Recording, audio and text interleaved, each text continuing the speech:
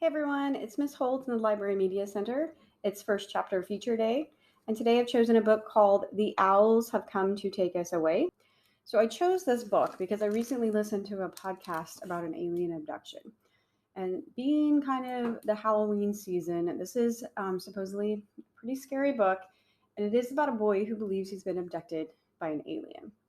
So we're going to find out how the story begins, and you can see if this is something you'd be interested in checking out from our library. Okay, so let's begin. Part one. I first started freaking out over aliens when I read a book of my dad's called Communion. The cover showed an alien with big bug eyes and a little slit for a mouth. The nose was just two tiny pinpricks.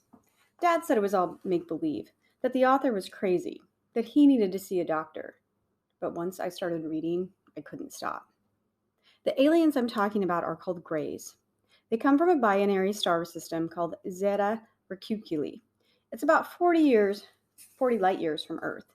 They've been coming here for ages, all the way back to Egyptian times. There are other types of aliens too.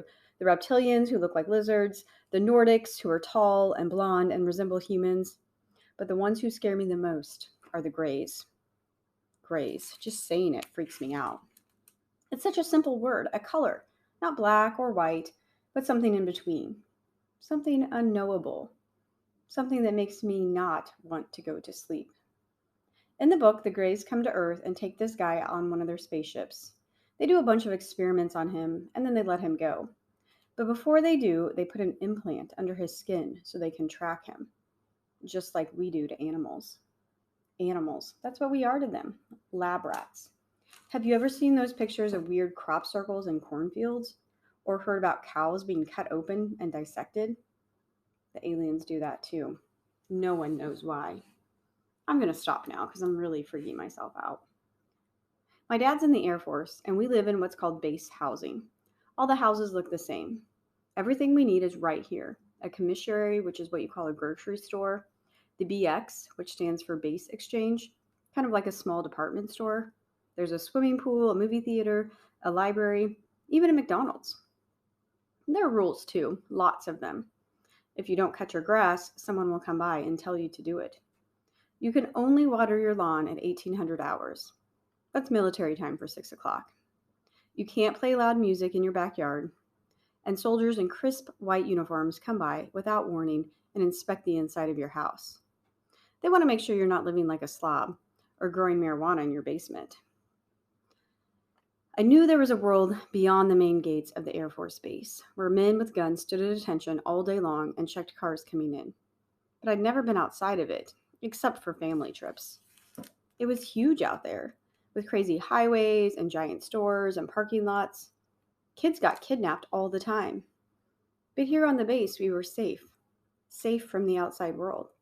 And the Greys. The Air Force had weapons that could probably defeat them if they ever attacked. One time I asked Dad if he knew anything about aliens, or if any of his pilot friends ever talked about them. He said the only alien he knew was a man named Danny Bones. I don't believe him. The Air Force is known for keeping secrets. All you have to do is look up Roswell. This is what happened. A UFO crash landed in Roswell, New Mexico in 1947. The Air Force quickly covered it up and said it was a hot air balloon. But that was a lie. Before they sealed off the area, several farmers found some wreckage. Shiny pieces of silver, like metal or steel. There was something strange about it, though. You could ball it up in your fist like aluminum foil, and then it would just uncrumple back into shape, as smooth as a sheet of paper. And there was writing on it, too. Alien writing. All those pieces are stored away now at Area 51, a top secret military base in the Nevada desert. But you know what else they found? Bodies. Alien bodies. Greys. One of them was still alive, but really messed up from the crash. They took him to see the president, a man named Harry Truman. The alien didn't speak, but they were able to communicate through reading each other's minds. That's called telepathy. They made a deal. The aliens would share their super duper advanced technology if the government allowed them to take humans every now and then for their experiments. They were a dying race and needed to find ways to continue their species. But the aliens broke their promise. they started taking more and more people, and there was nothing we could do about it. So if you want to find out what happens in this book, it's called The Owls Who Come to Take Us Away.